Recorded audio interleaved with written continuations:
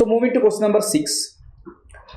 The exit surface of a prism with a refractive index n is coated with a material having refractive index is n by 2. അതായത് ഒരു prism ഉണ്ട്, ഈ പ്രിസത്തിൻ്റെ സർഫസിൽ ഇതാ ഈ ഒരു സർഫസ്, നമ്മൾ ഈ യെല്ലോ കളർ അല്ലെങ്കിൽ ഈ കളറിൽ ഷെയ്ഡ് ചെയ്തിരിക്കുന്ന ഈ സർഫസിൽ ഇതാ ഈ ഭാഗം എന്ത് ചെയ്തിട്ടുണ്ട് അറിയോ, ഈ ഭാഗം ഇങ്ങനെ ഒരു വേറൊരു സർഫസുമായിട്ട് എന്ത് ചെയ്തിട്ടുണ്ട്, കോട്ട് ചെയ്തിട്ടുണ്ട്, അതിൻ്റെ ഔട്ടർ സർഫസ് എക്സിറ്റ് സർഫസ്.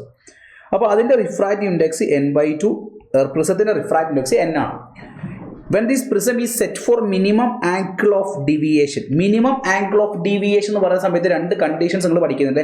അതായത് മിനിമം ആംഗിൾ ഓഫ് ഡീവിയേഷൻ ആവുന്ന സമയത്ത് ആംഗിൾ ഓഫ് പ്രിസം എന്ന് പറഞ്ഞാൽ 2 times of r ആണ്. Angle of prism is equal to 2r ആണ്.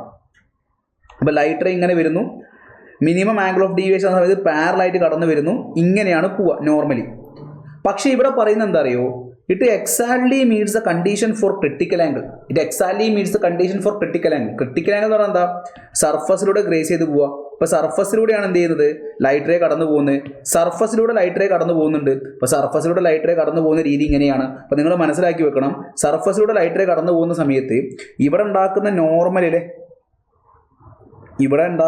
നോർമൽ നോക്കുന്ന സമയത്ത് ഈ നോർമൽ ഇവിടെ ഉണ്ടാക്കുന്ന ആംഗിൾ 90 ആയിരിക്കും. അപ്പോൾ ഈ ആംഗിൾ ആണല്ലോ ഇവിടുത്തെ ക്രിട്ടിക്കൽ ആംഗിൾ ആയിട്ട് വരിക. അപ്പോൾ നമ്മളോട് ചോദിച്ചിരിക്കുന്നത് എന്താ, പ്രിസം ആംഗിൾ ആണ്. പ്രിസം ആംഗിൾ എന്ന് പറഞ്ഞാൽ ആംഗിൾ ഓഫ് പ്രിസം A ആണ്. അപ്പോൾ ഞാൻ ചോദിക്കാൻ ഇത്രയേ ഉള്ളൂ, ഇവിടെ നമ്മൾ പഠിക്കുന്നത് എന്താ, ഇതിങ്ങനെ പോകുന്ന സമയത്ത് ആംഗിൾ ഓഫ് ഇൻസിഡൻസ് ഇത് 6, ഇതും 6 ആണ് വരിക അല്ലേ. അപ്പോൾ നമ്മൾ പഠിക്കുന്നുണ്ട് ഇവിടെ sine n into Snell's law പ്രകാരം n into sine r is equal to n by 2 into sin 90. This is the condition for എന്ത്, ക്രിട്ടിക്കൽ ആംഗിൾ. അതായത് ക്രിട്ടിക്കൽ ആംഗിളിലെ കണ്ടീഷൻ ഓർമ്മയുണ്ട് നിങ്ങൾക്ക്, ലൈറ്റ് ഇതാ ഡെൻസറിൽ നിന്ന് റെയറിലേക്ക് മൂവ് ചെയ്യുന്ന സമയത്ത്, സർഫസിലൂടെ ഗ്രേസ് ചെയ്ത് പോകുന്ന സമയത്ത് ഇത് ഡെൻസർ മീഡിയം ഇത് റെയർ മീഡിയം ആവുന്ന സമയത്ത് ഈ ആംഗിൾ IC ആണെങ്കിൽ ഇത് n1 ഇത് nr എടുക്കുക. അപ്പോൾ നമ്മൾ nr into sine IC is equal to ND into sine 90 എന്ന് പറയുന്നില്ലേ, അതേ റിസൾട്ട്.